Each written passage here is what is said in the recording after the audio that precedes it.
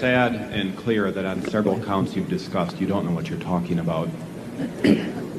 I would like, for example, for you to express in clear terms how, say, Java, in any of its incarnations, addresses the ideas embodied in OpenDoc. And when you're finished with that, perhaps you could tell us what you personally have been doing for the last 7 years.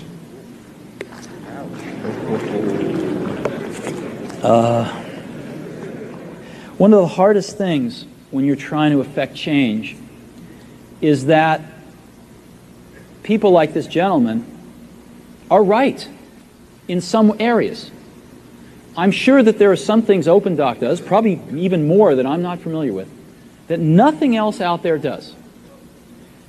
And I'm sure that you can make some demos, maybe a small commercial app that demonstrates those things.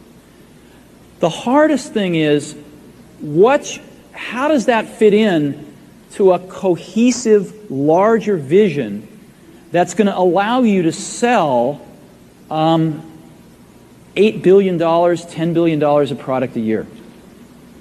And one of the things I've always found is that you've got to start with the customer experience and work backwards to the technology.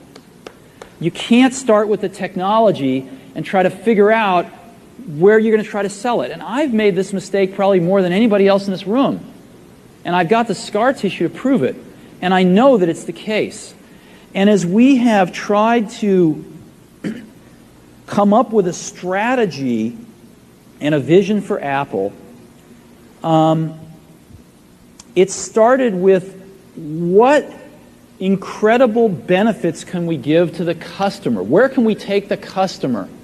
Not starting with, let's sit down with the engineers and figure out what awesome technology we have, and then how are we going to market that? And I think that's the right path to take.